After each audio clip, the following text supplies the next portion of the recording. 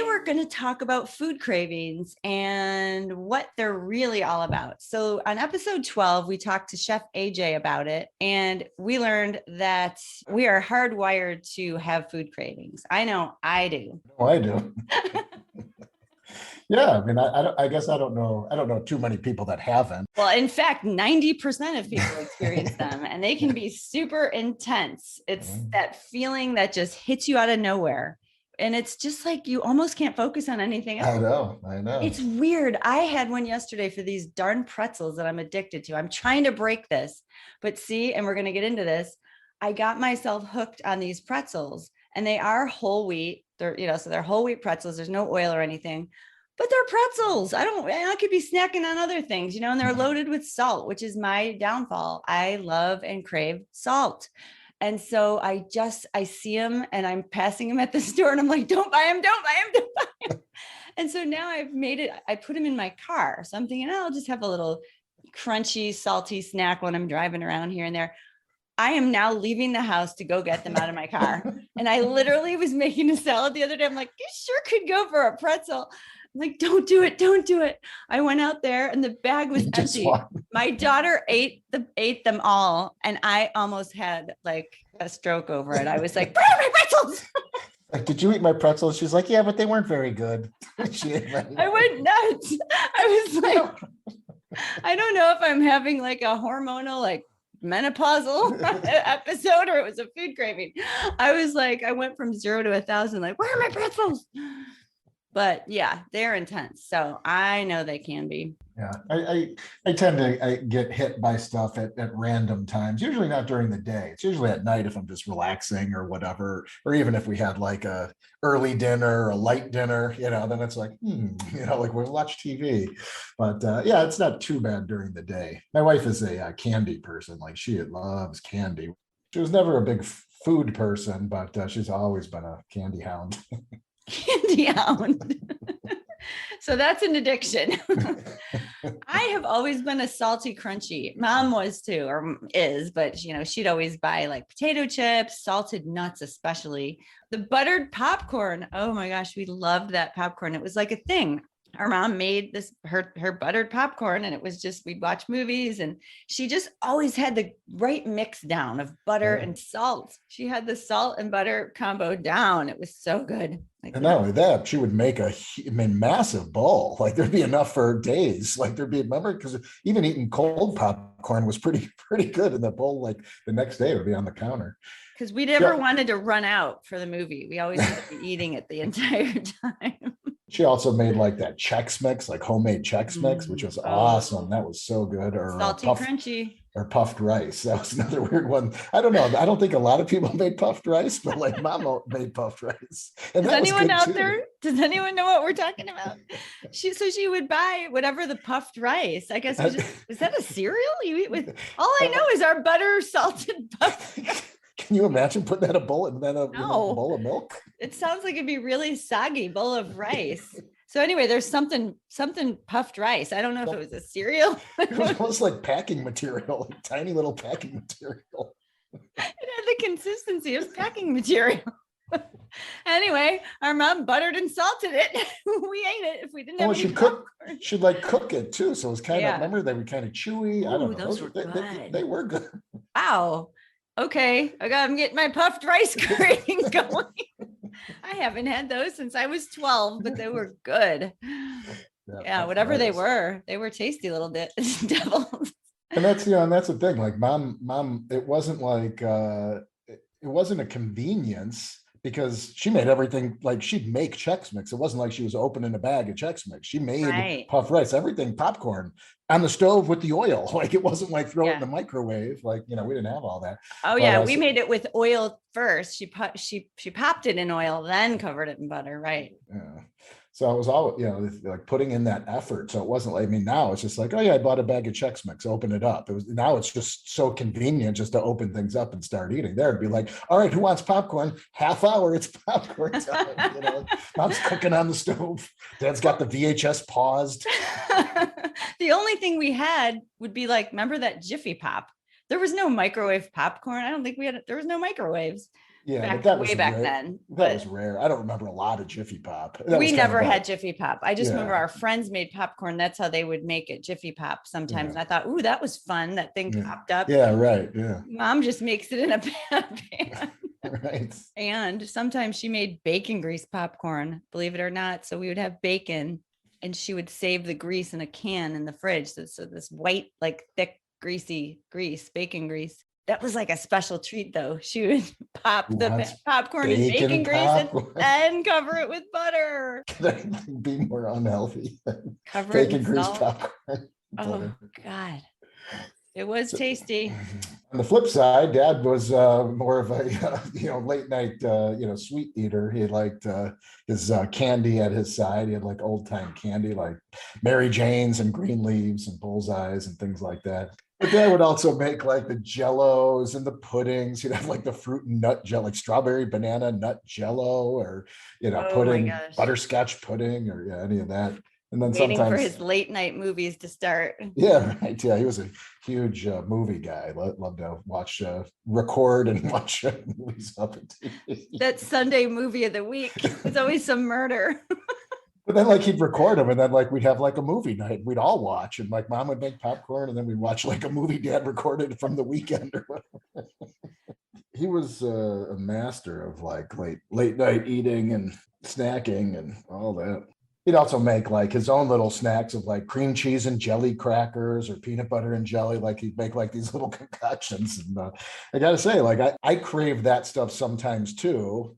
Because I remember him making it and be like, "Oh, you want some cream cheese and jelly crackers?" And it's like cream cheese. It's almost like a little cream cheese, like almost like a cheesecake. Yeah. I forgot all about that till you just said that. But he would take a saltine, put cream cheese and jelly, and make a whole plate of them for his snack. Yes. Right, yummy. Those They were were good. Those were real good. Cheese and jelly, like some Raspberry strawberry, jelly. some grape, raspberry, whatever. Like I always loved have a raspberry mix. jelly. Mom always had red raspberry jelly. Yum. Okay, well, we can recreate that because we have our own cashew cream cheese and our own berry. What do we call it? Berry jam. Yeah. Well, yeah. So that was a craving. That was a late night craving, and it was a trigger. Time to pull out that giant bin of hard candy. All of his candies. He had a bin right next to him. So he'd sit down, time for the movie, and he'd open that bin. And that's what it is. It was a trigger. And, he craved it. Actually, our bodies are hardwired to crave junk food. This is because they are high in calories. So foods that are calorie dense have a lot of calories. So in prehistoric times, we used to we developed this ability to search for foods that were high in calories. And that's because foods that are higher in calories sustain us for longer periods of time. So that's just so cool. I mean, we can barely control this because we were wired this way. That's what I say to myself while I'm stuffing my face watching TV, just like the cavemen used to do. Can't control this. I'm hardwired to eat this. It's beyond me. I was built this way. Who am I to stop? Who am I to stop? Who am I to get in the way of nature? Now pass the puff rice and bullseyes. Hey, some people have that. They eat sweet and salty at the same time. I love that. Wow, it is good, but I don't. My cravings don't work that way. But he used to eat savory food and eat like a Snickers bar at the same time. Like he had this Snicker addiction where he'd take a bite of a sandwich and a bite of his Snickers. And I'd be like, that is weird. And he's like, it's really good. Have you ever tried it? I do like blending things like that. Like for instance, if like I had ice cream, I like salted nuts sprinkled on top. So I have like a scoop of like salt and sweet at the same time, or even like hot and sweet and savory and sweet, things like that. I do like that blending of stuff like that. Yeah. No, that is really good. Yeah. Not crazy. I'm not eating, Snicker bars and a plate of spaghetti or something. Well, that's nuts. Sorry, Dennis, if you're listening. Spaghetti a la mode. Going back to the how we're hardwired to crave these foods, little kids actually prefer bananas over berries. They just want these starchy foods that are higher in calories. So studies have been done. Give a kid a banana or a berry, they'll always go for the banana. They want carrots over cucumbers because carrots are more starchy. We are just hardwired to pack more calories into every bite, even as little kids. But then we created bacon, cheese, and chocolate donuts, which are loaded with calories. And our brains just kind of become numb to these foods because they can't tell the difference anymore because these foods are just loaded in calories and fat. So our brains are just kind of like in overdrive over it. We can't distinguish chocolate donuts from bacon. And these highly processed foods started with a whole food, but it's all been stripped away. All the nutrients, all the good stuff has been taken out of them. And now they're like packed with sugar, oil, and white flour. So all that good stuff, the fiber, the vitamins and nutrients are all taken out. And all we're left with is a food that is highly addictive and loaded with calories and taste really, really, really tasty. I mean, that's what we're talking about here. We all love them. They taste really good. So get this, the sugar, oil, and white flour that we created actually activates the same pleasure centers in our brains that addictive drugs do. So when you eat these foods, you stimulate the feel-good centers in your brain, and that triggers you to even eat more of these things. So what happens is your brain releases dopamine, and dopamine is known as the feel-good hormone. It's actually a hormone, and that gives you a sense of pleasure. So when you're doing something pleasurable, your brain releases a large amount of dopamine, and this is what makes you feel good. You just do. You feel good, and then you seek more of that feeling. That's why a lot of people will do stuff and not regret it until later, till you're done. While you're doing it, you're getting the pleasure from it. It's like that's all you're really thinking about at the time. It's like, oh, this is so good and so tasty. You kind of live in that moment, and then later it's like, oh, I probably shouldn't have eaten it. Probably shouldn't have eaten it. That is so true. That is a cycle, isn't it? My life. It was a story of my life. It's my life. Yeah, that's why junk food and sugar are so addictive. They trigger this release of these large amounts of dopamine into our brain, which gives you that feeling that you're on top of the world. And who doesn't want to repeat that experience? So sugar makes us want to eat more sugar. Fat makes us want to eat more fat. I notice that all the time. With dark chocolate. I broke this habit finally after months and months, but Frank and I got into this habit of eating dark chocolate every night, almost every night. And it was during the pandemic when we were glued to the TV and we were hearing all this COVID stats. And I guess it just made us, it just hit me. Maybe it made us feel better because we were scared and this scary thing was happening and we were all stuck inside and we didn't know. This was way before the vaccine. This started with us right when this whole pandemic hit. And we would buy this really good chocolate at the farmer's market. It's dark chocolate, it's vegan, but it's still, it's still chocolate and sugar. And we would just have like a couple of squares every night. But once we started it, then we would sit down to watch the news after dinner and we're like, where's the chocolate? Like literally every night. And it became our thing. Then I started to realize, we're eating a lot of chocolate. I hadn't eaten chocolate in years. But yeah, it was making us feel better. And it was a real thing that was happening. It really was making us feel good. Right. And it's also tying you to what's going on. So obviously it's kind of making you feel better despite what's happening. You're enjoying the chocolate, even though all this crazy stuff. I think that's part of some of the stuff I have now. So like even with some of the food, but let's say if I had cream cheese and jelly crackers, part of it is remembering when I was a kid and having kind of that nostalgic wanting to remember those times of dad making crackers and being part of, that's the late 70s or the early 80s, or, I remember I'd come home late and dad would be, making crackers at 11 o'clock at night. Jelly crackers? It's like, I think I'll grab a couple of jelly crackers. Sure. But it's jelly cracker before bed. That just makes you feel good, remembering those things or remembering that food, or your brain remembering the pleasure of eating that, eating those certain elements. Yeah. Isn't that interesting? It's like nostalgic. It just makes you feel good because it reminds us of dad and it reminds us of the past and those, those little kid moments that really make you feel warm and fuzzy. So our brains are really chasing that pleasure and we all love it. Food companies and big corporations actually hire food scientists to combine fat, sugar, and salt with like the perfect texture, crunch, and richness to like bombard our brains with pleasure. Remember Lay's potato chips? No, remember, people still eat them. Remember from the shelf when I went shopping? Well, we all remember that slogan. So these potato chips were created to do just that. Lay's potato chips. What's the slogan? Bet you can't eat just one. I mean, that just says it all. You can't.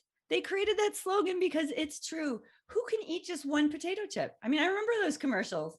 I could never eat just one potato chip.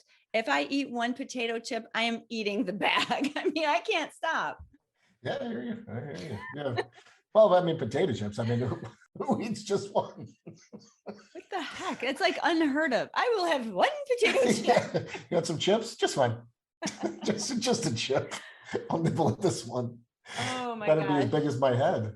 Our brains just want more, more, more. That's why people can't get enough chocolate, cheese. Oh my gosh, cheese. I hear this all the time. Sugary desserts and French fries. My friends say they can never give up these things. I mean, when they talk about how I eat compared to the way they eat, they are cheese addicted. But no, they can never give up cheese. I've heard this from so many of my friends. That's because they're addicted to it.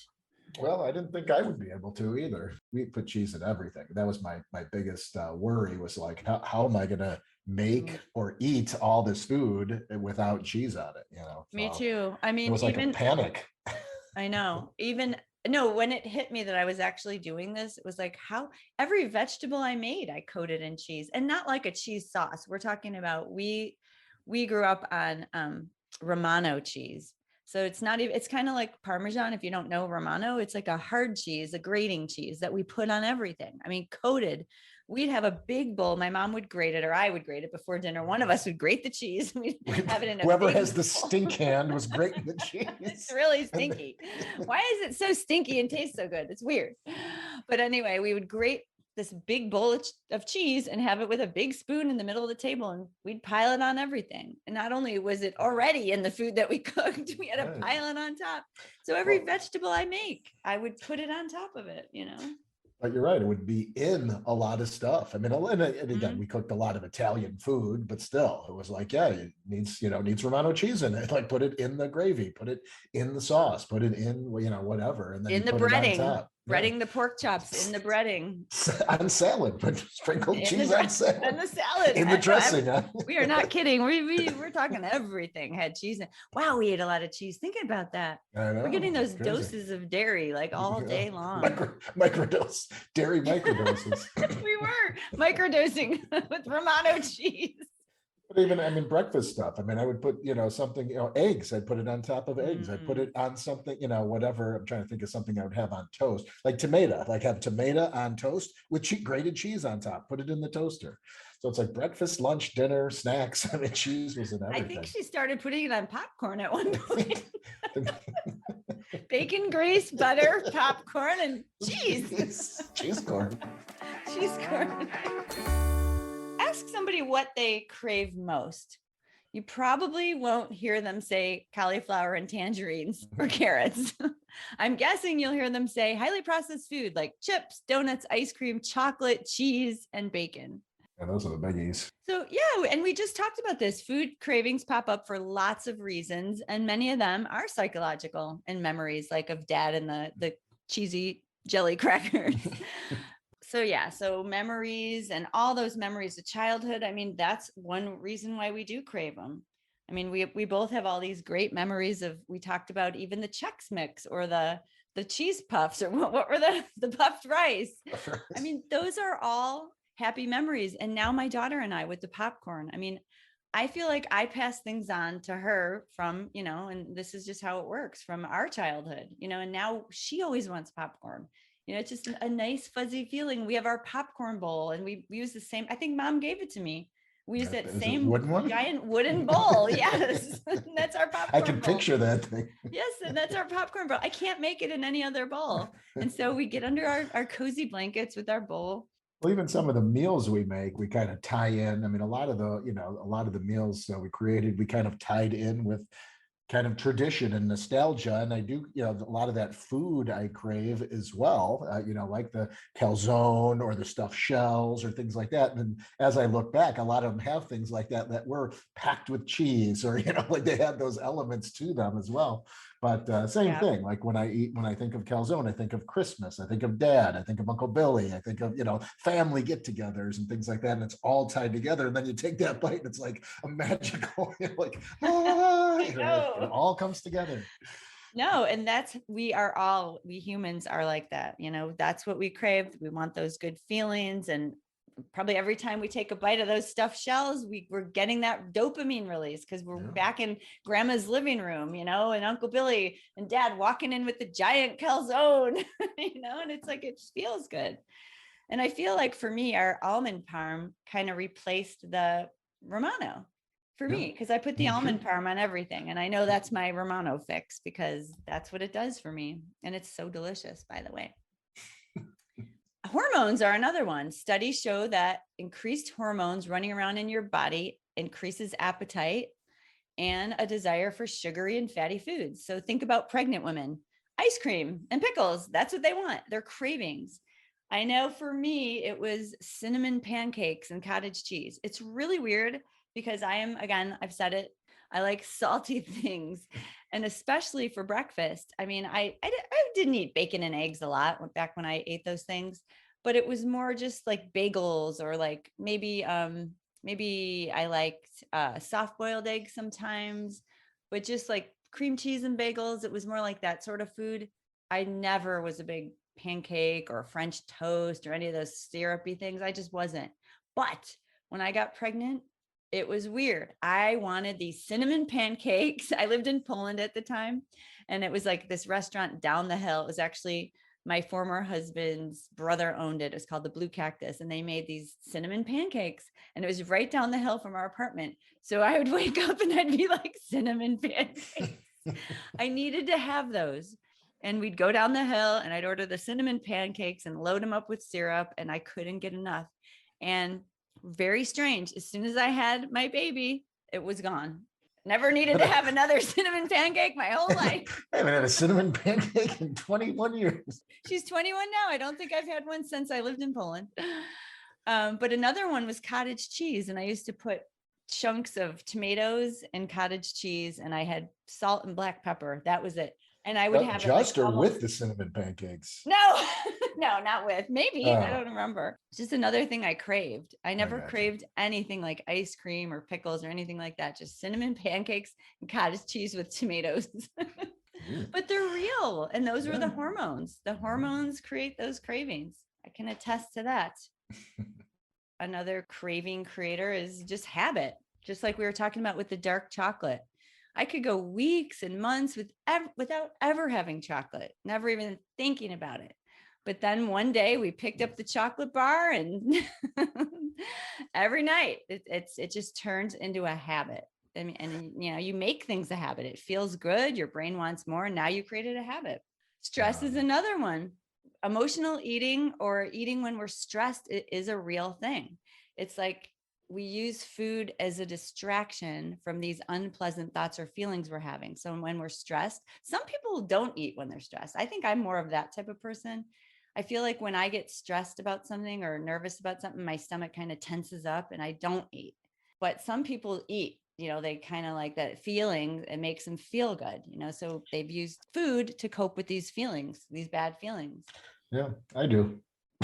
You do, you eat. Yeah. Well, it's funny, like, there's not too much that when I don't eat, whether it's, stressful or emotional times or whatever it is, I never feel like I lose my appetite very much. So I do use stress to emotion, or I do use food to emotionally make me feel better. And that's when I lean on kind of older nostalgic dishes, or, again, like if you're feeling down. Yeah, I didn't lose my appetite. I'm going to eat things that make me feel better. I definitely am an emotional eater as well, which doesn't help my situation.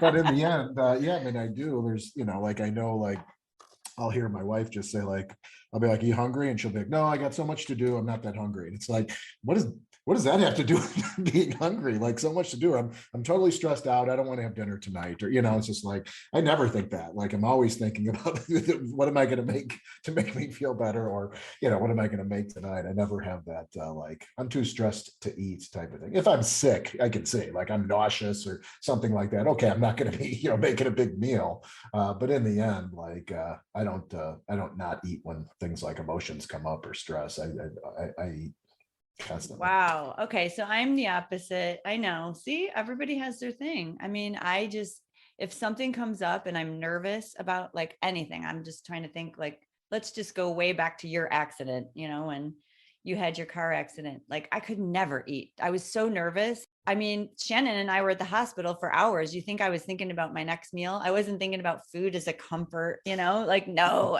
my stomach was in knots. Like I could not eat. That was a highly stressful situation for me.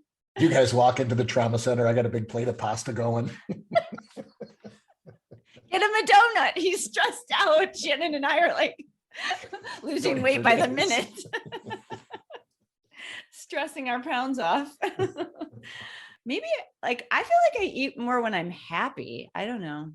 Those emotions make me want to eat. I don't really eat when I'm alone. Like if Frank goes out of town or before I met Frank, when Hattie was with her dad, I'd come home from work and I'm not going to whip up a giant dinner for just me. That's how I am. Like, I don't need a big dinner. I would just snack on popcorn or something. But when, Frank and I live together now and food is fun. And like where he's like, let's get pizza. It's like fun. It's exciting. Like I was going to make my pizzas a couple of weeks ago and he's like, oh, there's a new pizza place in town. Let's go. So now we're having like an appetizer. We're eating a giant pizza. It's like, it is fun. And that's where I get into my heart, like it just draws me in and I want to eat that stuff. The other day I was going to, again, make something at home and they were like, let's go out for dinner. It's Friday night. So Frank, Hattie, and we went to this sushi place down the block and they're like, let's get the chive pancake. And I'm like, no, I don't want the oily chive pancake. But, it's tasty. It's yummy. It's fun. And that, I get sucked in and it's like, okay, I'm going to get a glass of wine. I'm going to have a chive pancake. I'm going to get that. Ooh, that looks good. what'd you get there? It's like, wow, I could have been happy with a bowl of soup for dinner, but yeah. See, I am like the total opposite. It doesn't matter if people are here. I'll make a meal for four. Not that I'll eat a meal for four, but like I'll make a big spaghetti dinner just for myself. I'll make bread and I'll make pasta. I'll make, sausage crumbles. I'll do whatever and make a big meal and then eat spaghetti for 3 days or 4 days. Salad, like, my daughter becomes, she's like, what are you making? It's like, who's coming over? She's like, for one. It doesn't matter. I'll go out of my way to cook a regular meal because what the problem with me too. So let's say I'm not hungry. It's like, oh, I'm just going to have a bowl of cereal, make it easy and make it quick. 2 hours later, I'm thinking, geez, I didn't even really have dinner. Now it's like, now that's in my head. It's like, I really should have something else because that really wasn't dinner to me. And I might not even be hungry, but mentally I know that happens in my head. And then it's like, all right, maybe I'll just snack on something. And it's like, I'll have a couple of pretzels. And it's like, well, that didn't really do it. I was like, what else can I say? Still just a snack. That wasn't dinner. And it is. It's a mental problem. Like I have that. I know I have those issues, but I try to tame them by having meals, just being regular. Because when I don't, I know I then overeat. I'd rather eat a regular meal than have not quite a meal for dinner and then have 2 more snacks later because I'm trying to catch up, to have my meal. Right. So, you're like that. So yeah, you're going to have a meal. You're just going to have some kind of a meal, so you should not eat the snacky stuff thinking you're going to satisfy yourself because you're never going to be satisfied. I could eat popcorn and be satisfied. I could, but I need to eat the whole bowl. That's what I do. I also know like if I don't eat a meal, and my wife brings this specific instance up all the time, right when we met. So this is going back to like the early 90s. Like we go to a party and it'd be like, okay, I didn't eat dinner. Now we went to a party and now it's like, now it's late. And it's just like, are you hungry? And my wife never really ate. And it'd be like, well, let's go back to, my house. Like I just, this one time, mom and dad were gone. They were on vacation or whatever. We just left at the house. And it's like, now it's like, we got back at like midnight or whatever, and I got the grill going and I'm making like a steak at like 12:30 at night. And she's just like, you're cooking a steak? It's like, I didn't eat dinner, I'm starving now. And it's like, well, if you just go to bed, you wouldn't even think about it. It's like, I'm not gonna go to bed. Like I haven't eaten since lunch. Like I haven't eten in 12 hours. Like I'm starving. Like I can't just go to bed. She's happy just to go to bed not eating and not, then you're not hungry when you wake up. But there's no way I can. I have to eat before, it's like I can't skip that meal and then just go right to bed. It's like I'll never fall asleep. That is so funny. See, people are so different, but low calories. So if you don't eat enough food and you aren't getting enough calories, cravings set in then because your body is actually lacking nutrients. So I think that's what happens with you in the snacking. It's like your body is lacking, especially with macronutrients, fat, protein, and carbohydrates. If your body isn't getting them, then you will start craving food. You know, Well, you just. I wish I would have had this excuse when I was younger. Listen, it's all about the macronutrients. Now pass that steak at 2 a.m. And where's my baked potato to go with my steak? If you're not eating enough, you'll want even more. Hey everyone, it's Phil. I just wanted to take a quick break in the discussion and remind everyone that SmartyPlants has 2 great meal plans to offer. The first is our 28-day kickstart, which is for people who are curious about a plant-based diet but really don't know where to begin. It's also for people who have health or weight issues and need some help getting healthy. Our program includes 28 days of carefully planned recipes that are simple to make and super tasty. Things like Caesar salad, nachos, and pizza. It also includes meal prep instructions, a grocery list, and daily lessons on things like stocking a plant-based kitchen, weight loss, and navigating social situations. You'll come out of it a plant-based rock star. If this sounds good to you, you should become one of our Kickstarters.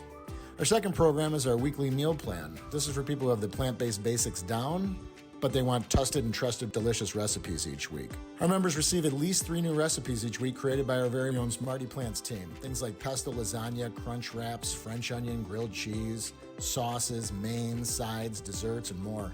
Our meal planners have access to our full recipe database, our meal planner where they can customize their meals each week and create a grocery list, meal prep instructions, and great support, of course. Stop downloading random recipes from strangers on the internet and check out our tested and delicious recipes. If this sounds good to you, let us do the heavy lifting for you and become one of our weekly meal planners. For more info, check out our website, SmartyPlants.org, and use the discount code PODCAST2022. That's PODCAST 2022. You'll receive 50% off our 28-day kickstart or 50% off our weekly meal plan for up to 3 months. Now back to the show. So what do these cravings mean? So they actually do mean something when we're craving certain things. So if you're craving salt, you're probably dehydrated. This can be from exercise, stress, sweating, drinking too much alcohol. Our bodies crave fluids, and salty foods help to replenish your electrolyte balance. So what do we do about it? Eat foods with natural salt, like celery and carrots. Those foods have natural salt. You can add a pinch of good quality sea salt, or make one of our salty, crunchy snacks, like our baked tortilla chips and salsa. That's salty. It just naturally tastes salty. That's a really good salt quencher for me. Chips and salsa, guacamole. Roasted chickpeas. Roasted chickpeas, those are so good. They're really crunchy. They get really crunchy in the oven. Put some salt on them, a little bit of salt, put spices. I like chili powder, yummy. And you could put a little salt, but you're not eating greasy Lay's potato chips by the handful. These are healthy snacks with a little bit of salt, really good. If you're craving sweets, our blood sugar levels could be imbalanced. As they go up, your cravings go down and vice versa. So if your blood sugar is a little bit low, you could crave sweets. This could happen by not eating enough, eating too many starchy foods, or maybe not enough healthy fats. So sugar cravings are also common when we're tired because sugar is a source of energy for our bodies. So maybe late at night, maybe that's why Dad was hitting the candy tub. That's when we crave it. Or he just had a hankering for a Mary Jane. Or a bullseye. A bit of honey. Circus peanut. We can go on. We could. And on and on and on. So what do we do about that? Make sure you're eating satisfying, filling, and nutritious meals, and drink plenty of water. That goes for salt too. I think I forgot to say that. Drink plenty of water. So eat foods like sweet potatoes, carrots, squash, beans, lentils, foods that are naturally sweet, like berries and grapes. So when you're eating all those throughout the day, these cravings for sweets won't happen as much or not at all because you're already satisfying that all day long. I think I mentioned this a few times, just we're not a big soda drinking family. I mean, that's one great thing that I think I cut ties with at an early age is like relying on soda to be around all the time. So like we are a huge water drinking family. We have a massive jug in the fridge. I know you guys keep water right on the counter there. You like more tepid waters, which I'm more of the cold water guy. My wife likes more of that type of water, but that's one thing. Like I drink water almost exclusively. We do drink some of the like seltzer type, like bubbly or, whatever that is. Mm-hmm. But yeah, for the 90% of the liquids I consume are water. And then I have like this, not that everyone can see it, but just a huge thing of water, and just drink it all day long. So good So for you. I think that helps a lot with, not just cravings and things, but just general health, just keeping Yeah. your body hydrated and everything. Right. That helps with a lot of things. But you're right. People are addicted to soda. And I feel like we had someone in our group say this. Remember, somebody Yeah. said, how do I break this? I'm so worried about starting the Kickstart or whatever was happening because of my soda addiction. I drink so much soda. And to me, that's like, that is it. Totally a addiction. She's addicted. She's already stressing about not having it. And yeah, a lot of people are. And it's just one thing that's so important to kick, get that out of your life, because start with water. And it might be hard at first because you are addicted, but get that out of your life because you're just drinking in all that sugar and calories when you could be nourishing your body with water. And as soon as you do it, you'll never want it again. It's just you're addicted, just put it down. Don't buy it. Look the other way, walk away. Just start with the water.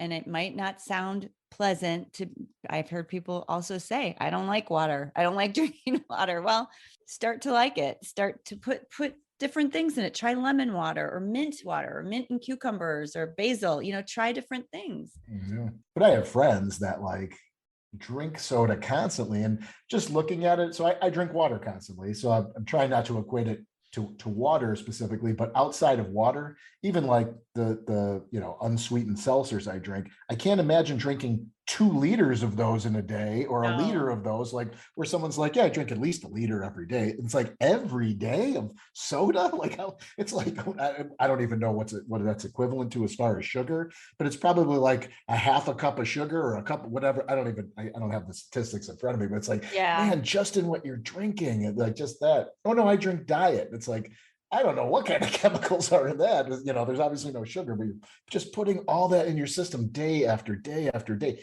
Every day you're drinking a liter of soda. No, I can't imagine it's drinking like, anything. It's insane. I remember Star was, what was it that we were looking up? It was some drink, one drink. I can't remember what it was, some soda or something like that.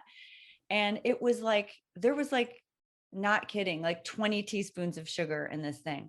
I mean, it is loaded. And think about eating 20 teaspoons of sugar, like with a teaspoon. I mean, this is what you're putting in your body and you don't realize it because you're just downing Mountain Dew. You're just downing a big gulp or something like that. And you're just like quenching your thirst. But no, you're taking in 20 teaspoons of sugar. Could even be more. It was something outrageous where we were all like, what? We looked it up. It's insane. This is what's contributing to the obesity problem in our country, because kids and childhood obesity, they're downing this stuff during the day constantly. It's just a problem. So I just did a quick search. It says there's 65 grams of sugar in a 20-ounce bottle of Coke. That's about 16 teaspoons of sugar in 20 ounces. A can is 12 ounces. So just a 20-ounce bottle is just not quite 2 cans. That's 16. So if you're drinking 2-liter bottles, I mean, it's probably 32 spoonfuls of sugar that can you imagine just sitting at the sugar bag eating 32 spoonfuls? Seriously, this is it. And people drink multiple throughout the day. This is the problem. Multiple cans, bottles, whatever they're drinking, get big gulps, downing teaspoon after that is really bad for your body. I couldn't imagine. But like I said, like anything, can you imagine drinking like a liter of coffee every day? Can you imagine drinking a liter of orange juice, or anything? No. And soda, it's just like people are okay with it. It's like, and it almost becomes a joke. People are like, oh yeah, I drink about a liter of soda every day. It's like so like nonchalant. It's just like, if you know what you're doing. But anyway, I don't want to get too far into the soda, but like that's just one thing. And I bring it up all the time. It's like, if you are drinking soda, I mean, that would be the first thing I would drop. And to me, I'm sure your body, if you're used to drinking that, I'm sure you go through some withdrawals of stopping drinking that much sugar. But I mean, geez, just the immediate effect on your body must be, it must be immediate. Like, just cutting that source off and drinking water to replace. Even our brother, he drinks no water. He drinks a massive sugar. Tell him what he drinks. His morning coffee. He drinks like a Dunkin' Donuts, like monster coffee. I don't even 32 ounces. I don't know what it is, but he puts like 20 sugars into it. It already 20? has like Really 20?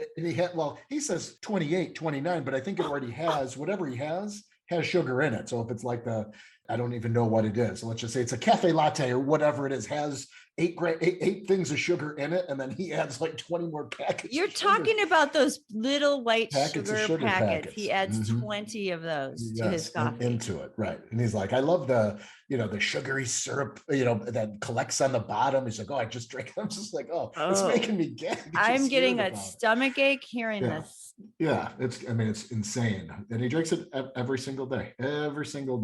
Okay. Like, I did not even want to see what's happening inside of his stomach.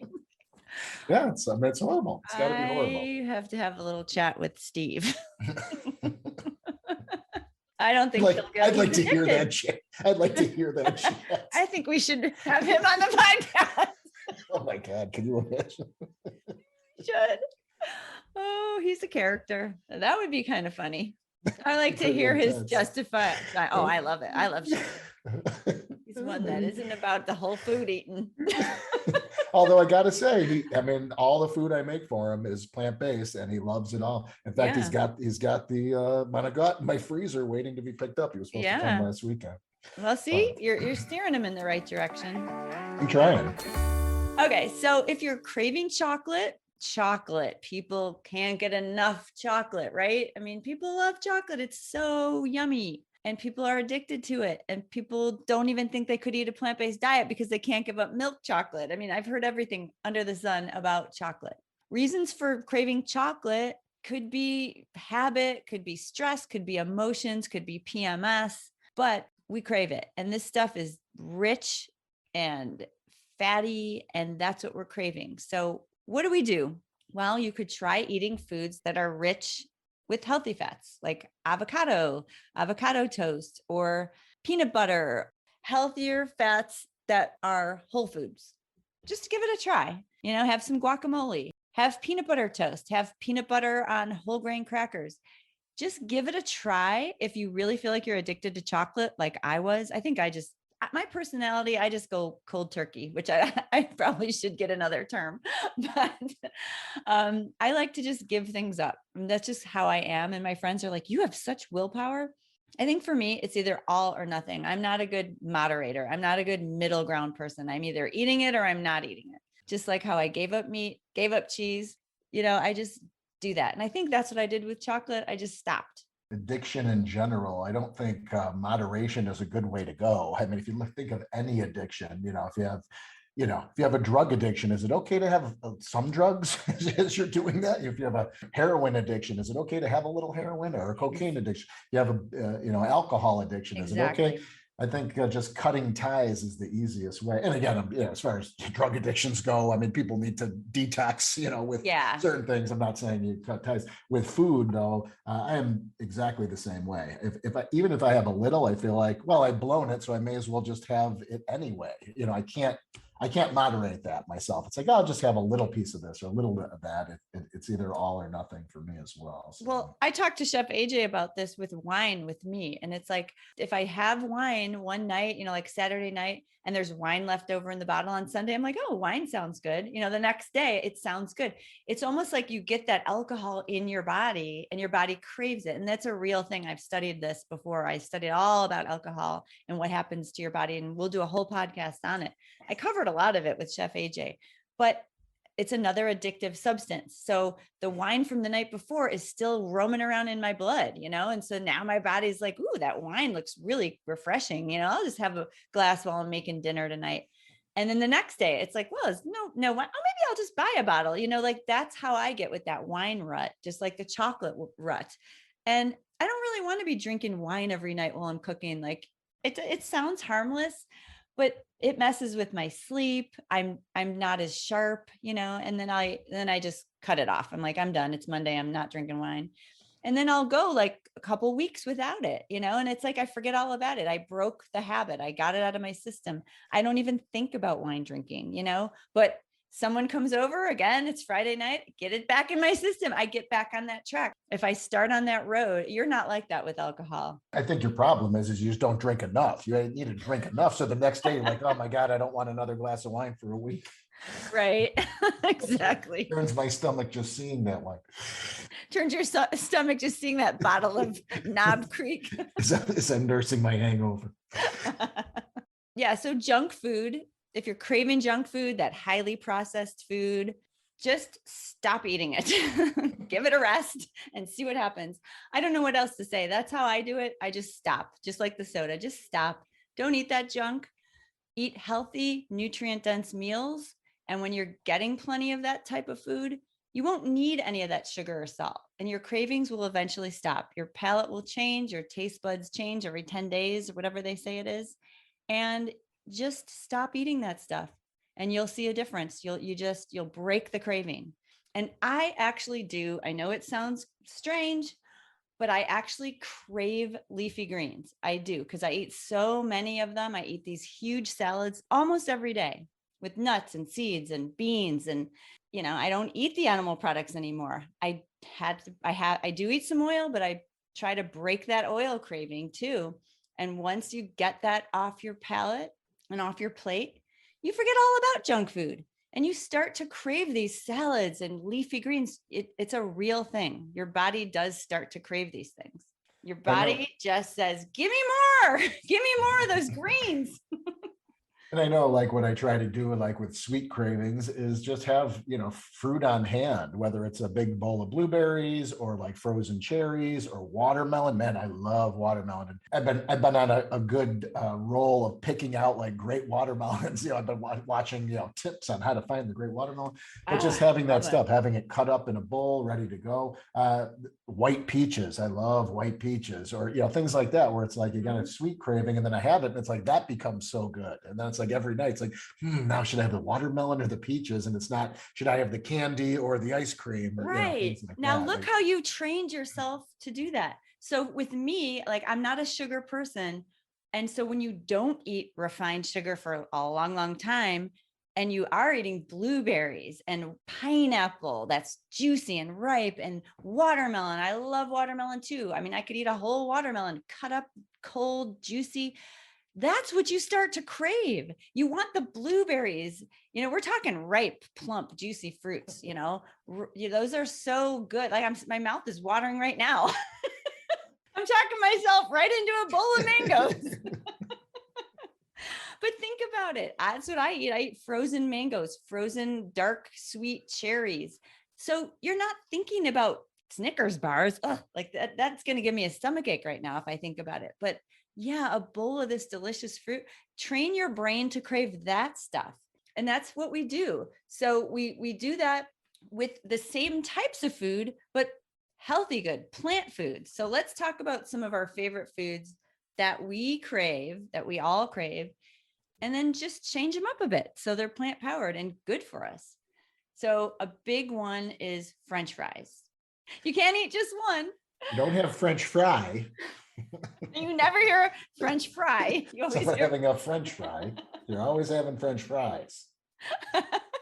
So what you're probably really craving is the oil they're fried in. Think about those darn deep fried French fries.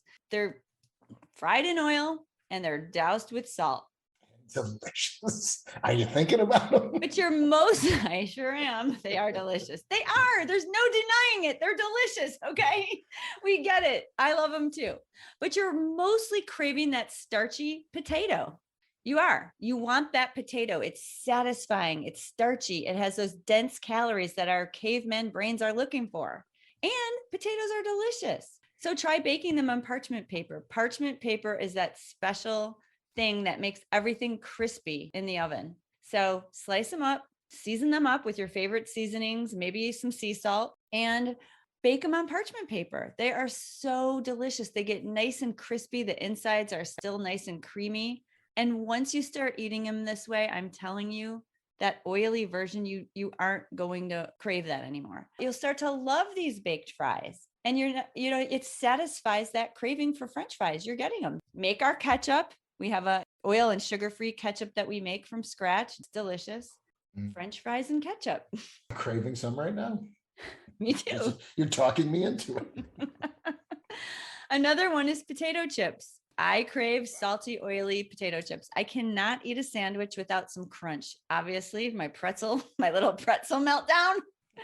I like a salad with some crunch. I like a sandwich with some, I like a salad with some crunch. I like a sandwich. I can't say it. What's wrong with me today? A sandwich with some crunch. You try saying that.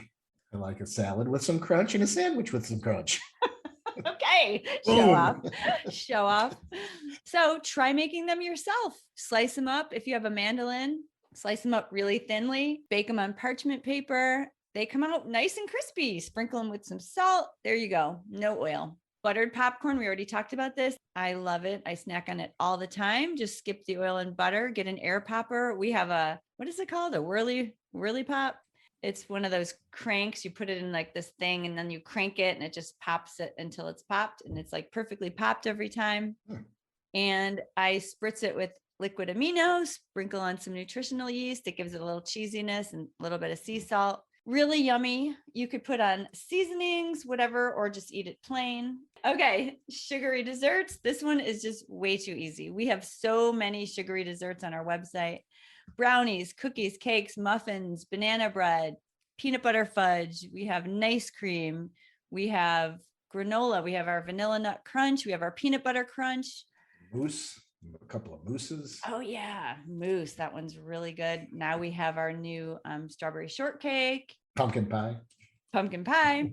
For sweetener, we use 100% pure maple syrup. We use medjool dates if you haven't had these yet. Oh, the medjool dates wrapped around apples. Those are so good. It's like a caramel apple.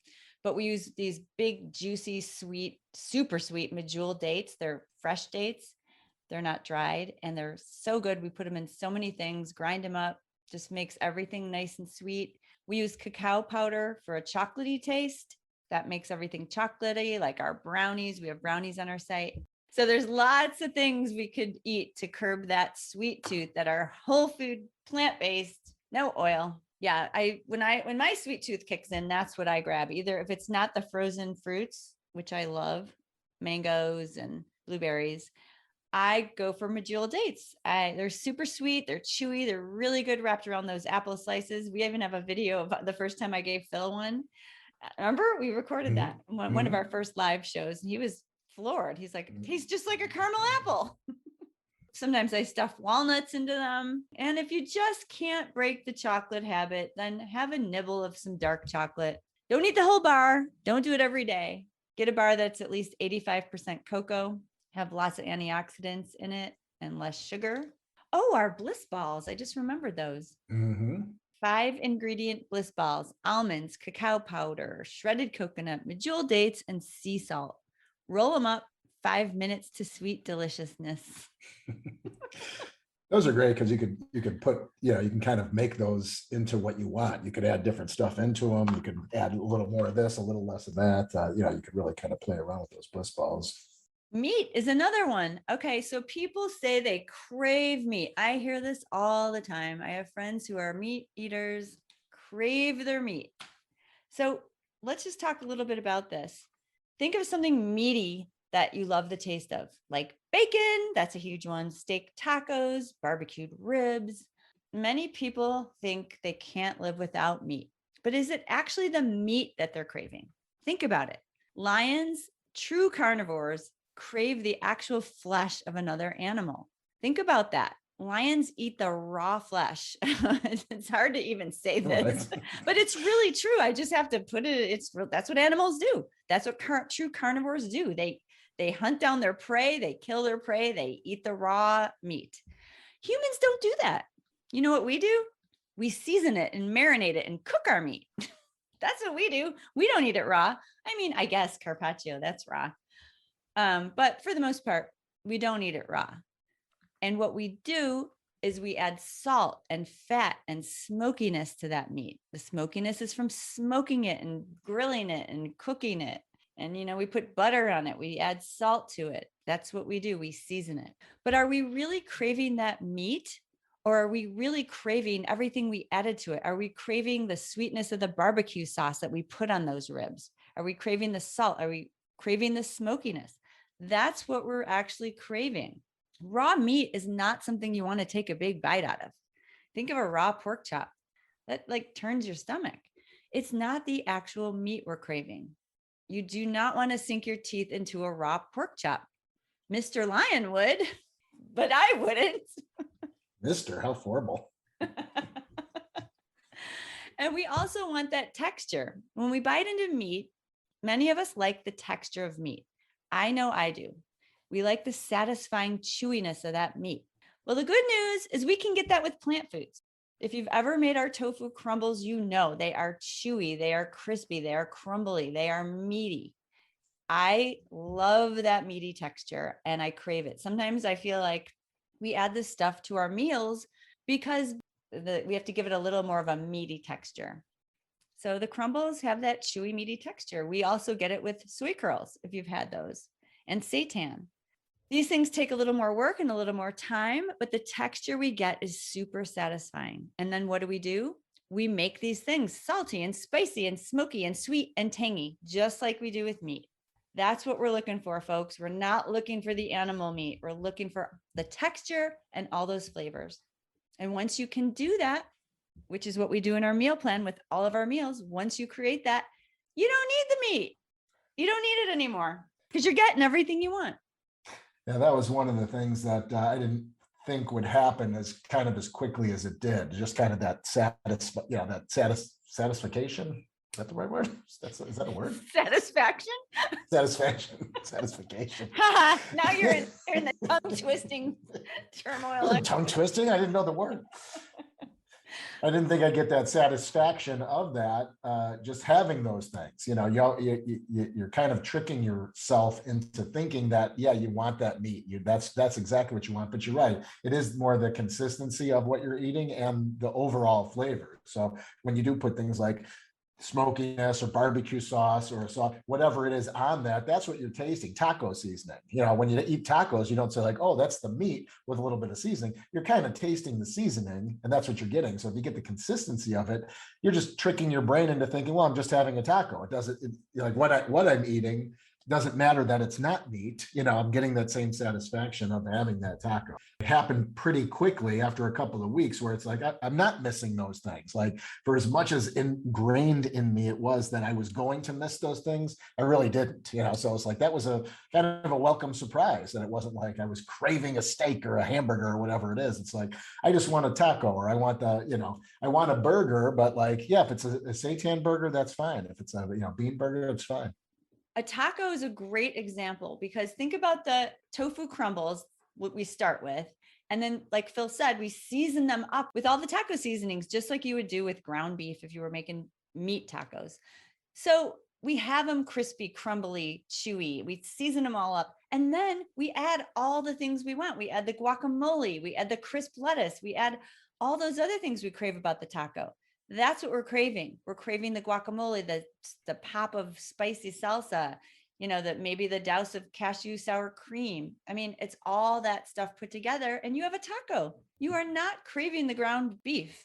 Yeah, and I even like with tacos. So like just looking back, like, yeah, I used to get like, steak taco with extra cheese, and it's like now it's you're creating an element. Like I guess I've learned to appreciate things of what they are. So it's like, you get all those flavors, you get all those textures, you get everything in that, and it's delicious. So it's like I'm trying to, I've gone from like thinking that I like it one way into like appreciating what I have here. And you're right. It's having a taco with that meat, with that cheese, with a cheesy drizzle, with some sour cream, cashew sour cream, or the jalapeno lime crema or something like that. And it's like, appreciate what you have. Don't look back to like, well, this isn't a steak with extra cheese burrito. It's a veggie taco. It's like, this is, now this turns into something better in my mind. And so I kind of, fall into that where it's like, now I'm craving these instead of that. And I didn't think that would happen. It definitely happened kind of naturally as you continue to eat. And the more you eat that way, the easier it was to kind of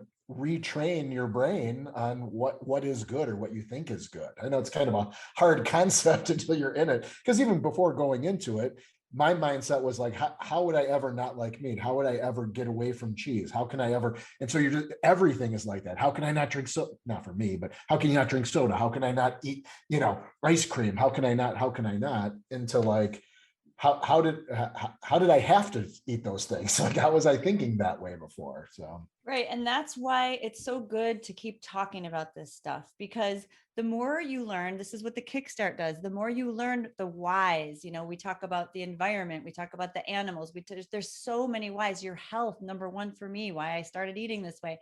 When you think about, you're not sitting around craving that steak taco with cheese anymore, because the damage it's going to be doing to your insides.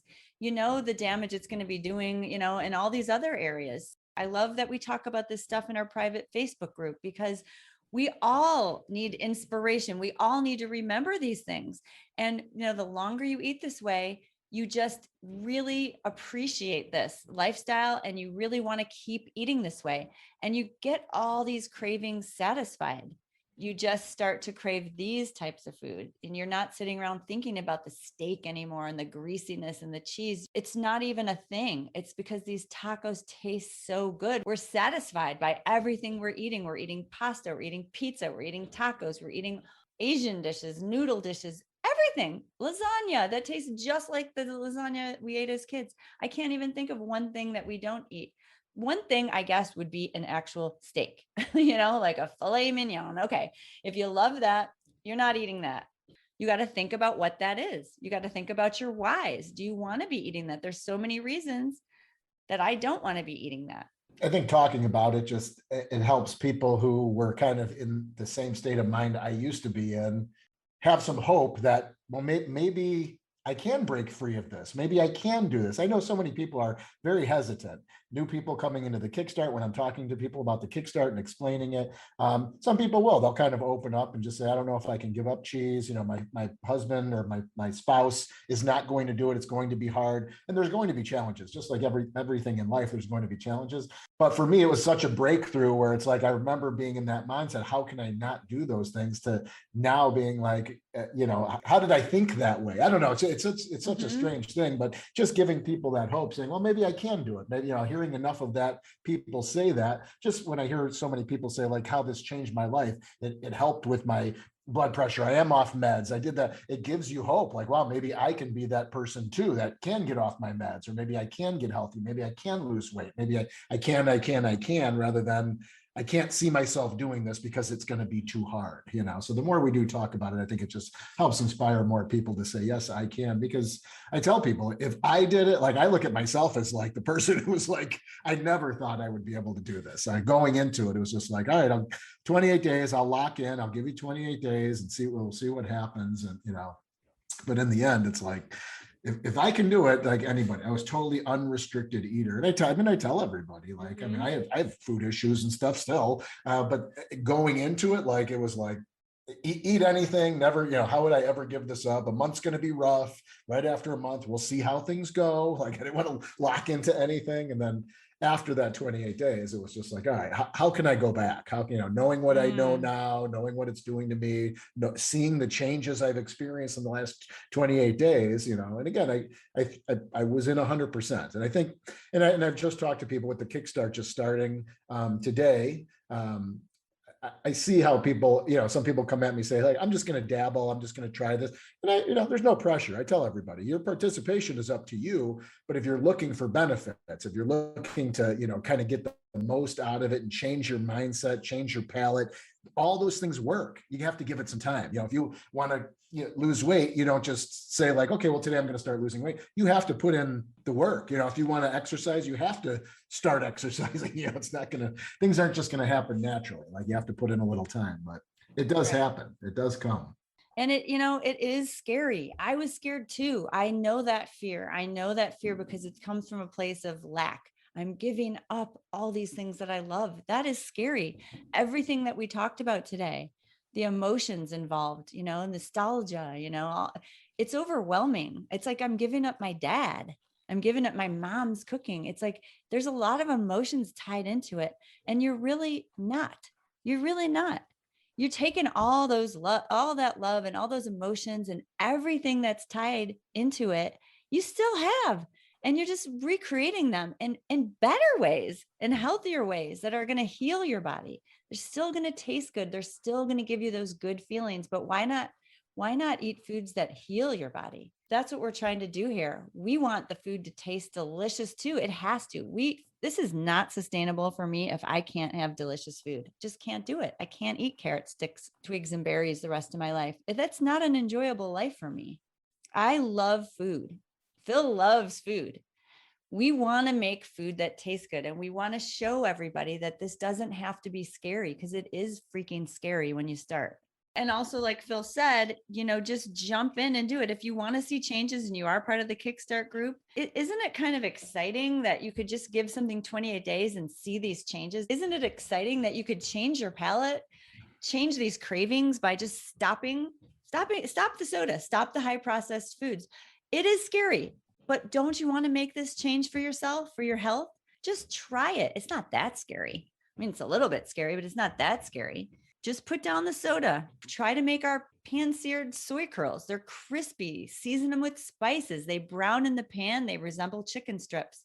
They have chewy texture. And you're eating 100% plants, just soybeans. You could be that success story that you always hear about. I always said that when I start, like, I want to be that success story. You always hear about, all these success stories. And it's like, I want to be that success story. Well, I feel both. I feel like I'm a success story, and I feel like I'm still on a journey. Like, I don't think it's ever going to stop. I think I'm always going to be balancing my weight with my food intake and certain cravings and certain, food connections with whether it's emotional or stress related. But again, I do feel like I'm successful. I do feel like I beat a lot of the odds, but I think this is just an ongoing life, just like anything else. It's like, it's an ongoing, life change that I'm going to be sticking with. Well, I think we're all in that boat. We're all dealing with this. Like you have your own issues. I have mine. Even though we eat this way, for me, the oils creep in sometimes. Like I was saying earlier, we're going out for dinner, I get sucked into the glass of wine. I get sucked into the oily chives pancake. I mean, we're all kind of, I wouldn't say battling it, but we're all managing it. Just like with me with exercise, I have every intention of exercising every day. I wake up, raring to go. And then do I? No, that's my battle too. That's my challenge. I want to keep exercising. I want to meditate. I want to do yoga. I want to read more. I want to do deep breathing. I mean, we're all growing and evolving, and we're trying to better ourselves. That's a really great thing. All we can do is try. Think about how you can curb these cravings, all the things we just talked about. Maybe you're a person that can, 99% of the time, stick with a plan. And then, hey, that 1% of the time, you want that square of chocolate, or you want to indulge. I mean, I'm not saying go out and eat meat and cheese, but some of the things that you can indulge in, like every once in a while, you do have some potato chips, but you're not eating them every meal. You're not, getting your body in tune to having them all the time. I want this other stuff all the time. And then, hey, once in a while when there's chips there, hey, I'm going to have some chips. It's not going to, it's not going to affect me that much. Yeah. And one last point I want to make, a craving is fleeting. This isn't going to stay with you. Think about how long it lasts. There's probably a stat that I should have looked up, but the craving probably only lasts for so long. It doesn't last forever, just like emotions. I learned this once, which is so cool. Like the average emotion lasts for like 3 minutes. Like if you get really upset about something, it usually lasts for 3 minutes. So I learned this little trick. If you just lay down on the ground, just lay down. If you're feeling like a rush of emotions, I should have done that with the darn pretzels. Instead of exploding at my daughter, I should have lay down on the ground, let the emotions wash over you. And it's going to go away in 3 minutes if it's that type of emotion. It's just the coolest thing. And I think that's how it is with cravings. Ride it out.